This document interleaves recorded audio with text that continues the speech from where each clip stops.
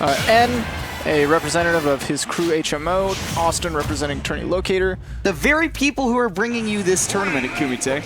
It's going to be Ness on Austin's end versus the Ken from N. And these players, watch out for those parries. So N is a parry master, and against a very airborne opponent, we'll see quite a few of those. Yeah, already very quickly attuning to the way that Awestin likes to approach. We'll have to see Awestin kind of mix up that timing as he goes, and that's something that he's never really had an issue with. In fact, anything that goes to slowing down his opponent's game works out very well for him, considering just how quickly he likes to press buttons. Player set count history is pretty heavily slated in Austin's favor. However, their most recent meeting, N was the one to come out on top. We'll see if he's going to be able to channel some of that energy to bring back this first stock here, or if Awestin is going to be able to, just narrowly missing that forward smash, get a glancing blow. And you know what, at 121% with Rage, that could have come really close to killing Awestin. Just like that, sure, you will be able to do it. And already finding kills on this light floaty character on Ness. Austin definitely didn't expect to be hit by that Shoryuken. That was not great DI. He fell out of the first couple of hits, and then it looked like it poked his shield. Maybe he was afraid of that forward smash that he saw earlier, but you know, like you said, that back air is going to be able to let him fire back. Ness has got a lot of power out there in the air, both in the combo game and in the kill game. Look at N continuing to press that pressure on the shield. He says it's not your turn yet. Forward air chains, though, is going to put him at the edge. Great job escaping the corner and making it his own. That forward smash off the crescent kick is going to be a good conversion tool for him. There we go, parry, and so tight with all of these parries. It's one of the biggest things that he has focused on in this game, and it's paid off dividends, especially against a guy like Awestin that lands with these aerials. Doing a great job of sitting back, holding center, controlling that space. No way. Auto turnaround from that high up, allowed him to connect that up tilt. Hard jab, put on a lot of extra damage, and that Shoryu just deleted the stock. Awkward position for the body of Awestin there, got him out of the combo. Now he has a fighting chance here. He's controlling center. Not gonna get crossed up. Of course, those Shotos have that auto turnaround mechanic, making it really hard to trick them on shield. Oh, but N doing such a good job of just using these low committal options to just deal some damage to Awestin. And look at that, that cross up lets him set up for that up smash, and the Shoryu as well. He's just running all over Awestin in this game one. And Awestin, like I said, you know, history's in his favor, but recent history's in N's. And was able to, after falling behind in that first stock, bring it back into his favor and kind of run the show. He does a really good job of playing with the lead, playing defensively. Whenever he's not forced to jump in on Awestin, he's having a great time. The one thing you can be sure of is that if N goes into the air, he's probably going to be landing with something like that neutral air or that forward air. Both of those very reliable for him to get combos started, and very safe if he lands them at the right place on the shield as well. And I think that's kind of the thing that Awestin is going to have to pick up on going into this game too, and further beyond into this set. Ken is a strange character that he definitely actually has like real block strings that kind of reset to neutral as well after he does land with those safe aerials. Playing neutral against Ken is unlike any other character in this game, and with this stage pick, I think Austin's looking to do a little bit less of that. He's going to get those really early kills here on Yoshi's story. Very small blast zones both towards the top and to the side, and that's not even accounting for the platforms. Of course, and you know, that could be great for N as well, but the fact that these platforms are just so good for Ness as a character are going to be crucial. This slant as well makes it a lot easier for him to get those down smashes, various other punishes on ledge recoveries. Going really deep. Ooh, saving his jump somehow. Yeah, and you know what? That's just a really good play there by N. Doesn't quite get the full extension on that Shoryu, and Awestin will follow up. And you know what? That's just karma. N fell out of Austin's killing forward air, and then Awestin falls out of N's killing Shoryuken. But how about 2 for 1? That move sometimes just does not function the way you want, but Awestin, really no way out there on that platform. I think the only thing he could have done is maybe wait for the 11th up tilt, but then that crescent kick is going to be breaking that shield, so already really solid for N. I mean, up tilt and up tilt is not a true block string. You definitely can press something to get out of there, but it's hard, and a lot of characters don't have raw frame data to actually challenge it. And obviously, you know, you try to roll behind him, that autocorrect will come in, but roll away, if you have that option, works very well. But if N gets a read on it, that stock can be gone too. Oh, yeah. We'll see, back air was able to cross up the shield, even against a Shoto, managed to make it happen. Now retreating to this top platform. Awestin's got it covered again. That's, remember, how he took that first stock as well. Now we'll see if he can pick up this ledge guard. Jabs will set it up again, and honestly, that's working pretty well. Like you said, Awestin gets good ledge guards on this stage, and on the platforms, plenty of pressure. Good spacing on that back air. It was safe out of N's range. He tried to punish with the up tilt, and he met the business end of another back air. Yeah, definitely the counter hits have not been working out as well for N as I think they usually do, but man, Awestin looking like he could be bringing this back as long as he can get N onto these platforms. That's what that back throw is designed to do, but very smart by N to DI off the stage so that Awestin doesn't get that juggle set up. This is where you start having problems as Ken in this matchup, though, unless you can catch him at early percents with that Shoryu. And he was struggling caught on the platform. Awestin chasing him out of the center. He's controlling the space.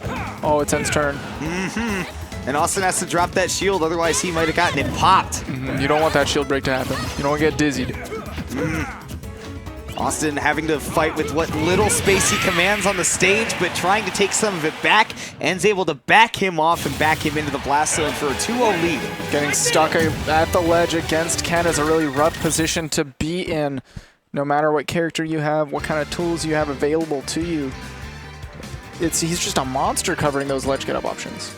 He has, of course, his auto turnaround set up where he can get a little bit closer than other characters might be able to recover jumps and other such things, and still be able to cover the roll just by auto turnaround.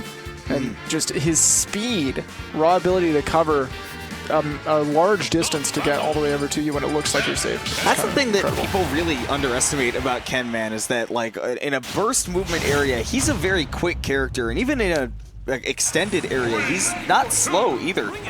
He's actually got a lot of speed to cover, especially like you're saying, those ledge traps. It's very helpful to kind of bait you into a false sense of security, maybe make you think you have more stage control than you do, but Awestin may be looking to have more of that overall going to this bigger stage. Just wants to keep maybe these ledge options from being available to end for these ledge cards. Definitely wants a little bit more room, catches the roll on, and punishes that Tatsu. This should be killed. Yeah, absolutely. Once Ken is forced to Tatsu for the recovery, there is no saving them. And I enjoy that from Awestin too. You thought that you'd just see another forward air? No, sir. He's going to absolutely seal out that stock quickly and with a little bit of panache as well. 62% built up already. Austin's made some sort of change that's working out for him, but he can't slow down for a second because N can bring it back quick. Absolutely can put on a lot of damage. Shields the second PK Fire, trying to chase a roll away. God, Austin's command of space in this Game 3 has been so nice, where every time N gives him a little bit of stage, he's able to fight him back with another aerial, and good DI lets him live. Ooh, that Shoryu doesn't connect fully. It's so sad, and now this could be a stock for Awestin. It's looking like a Street Fighter 5 Shoryuken. A little bit, man. It's making me sad. I was joking with Dan. I was like, man, if he wins this tournament, may not be able to do it in a 3-0 over Awestin right now because he is down 3 stocks to 1. I was saying, if he wins this tournament, imagine how much clout he gets by saying, yeah, I want Kumite with solo Ken, baby. And somebody goes, dang, dude, nice. Don't ask which game it is. Okay. Chaining these forward air is not going to work all the way across the stage, and rising forward air is absolutely not safe on a shield. And in that situation, N just had to react. Was he going to cross him up with that forward air, or was he going to simply stop it and land in front of him? N didn't even have to react to that. He has auto turnaround, baby. Not out of shield. No, out of shield. It's been patched in. Oh, has it been? N was just telling me that he doesn't have that, so you know what? Maybe they just patched it in for parries. I don't know. Oh, he still has his jump. I thought he was dead. Oh, that's looking like a nair to set N back off stage. How are you going to get past this ledge trap? Waits for that turnaround. Maybe Awestin was looking for a roll in and N recognized that. Ooh. Yeah, that back air coming in at the worst time for N. He wasn't quite ready for the mix-up on the timing. He thought that maybe Awestin at that point, like, what you saw Awestin do is he faked a tomahawk. He's playing this very floaty character. He takes his time to go back down to the ground and then thought, I don't want to keep holding my shield and let him turn around, grab me, and throw me off stage. That's what Ness does all the time, and that's why I've been getting bodied in this game. So he drops the shield, but the back air is there waiting for him because it's very quick and very strong.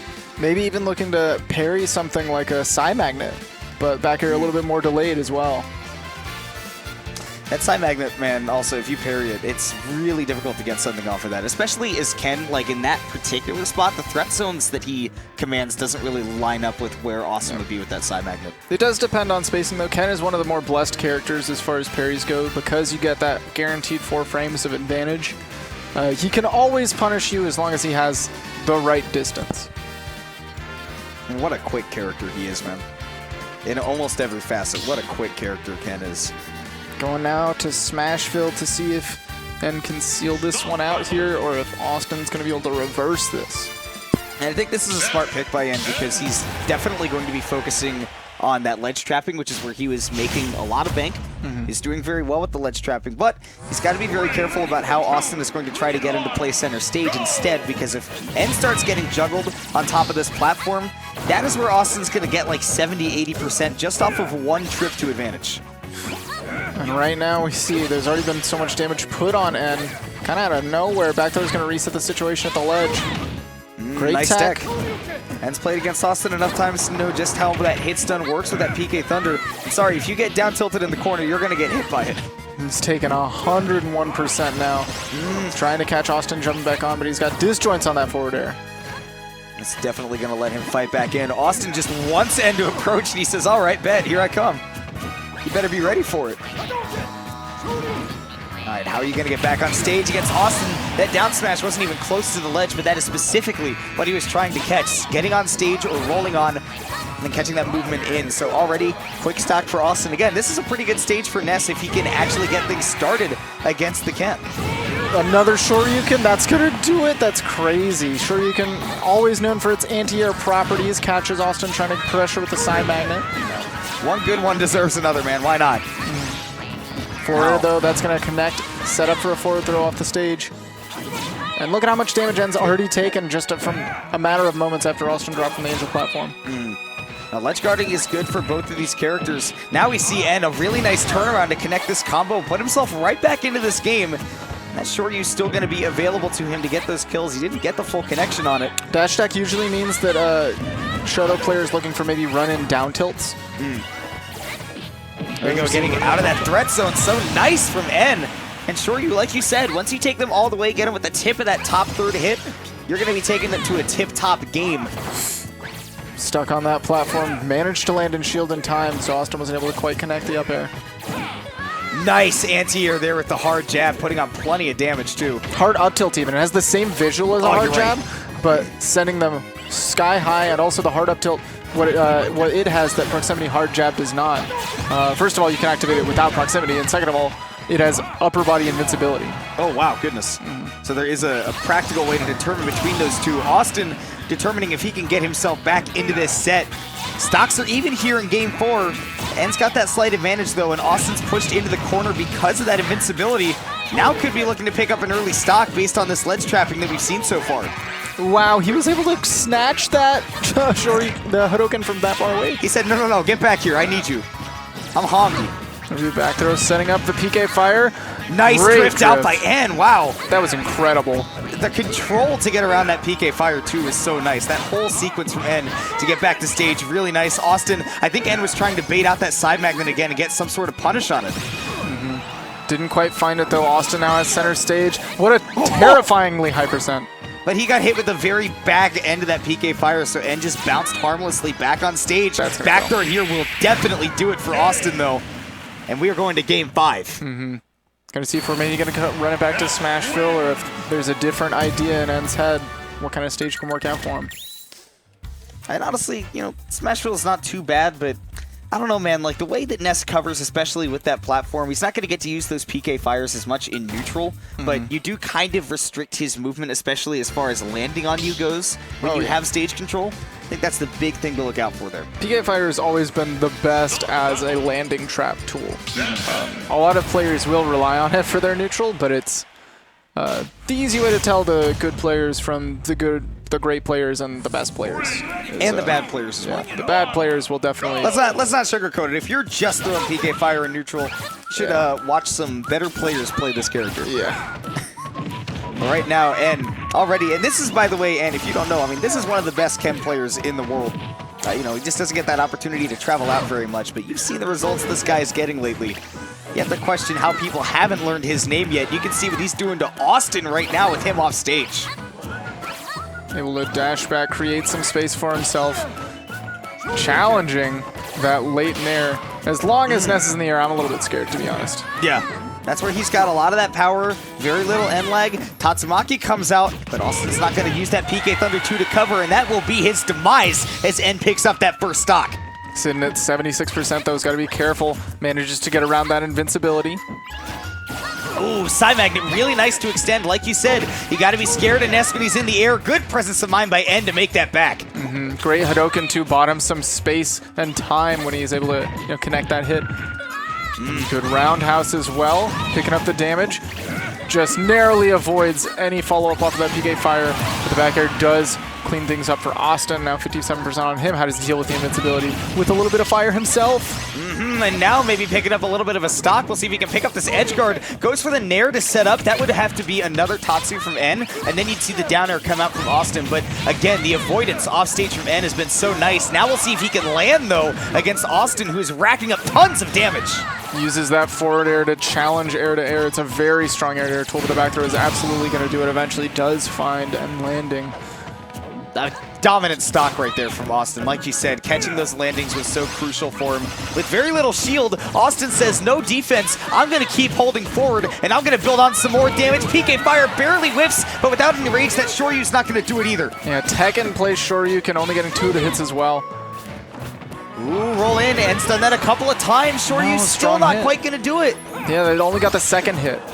First and second, of course. Oh, there we go. This one will certainly do it. That launching final hitbox.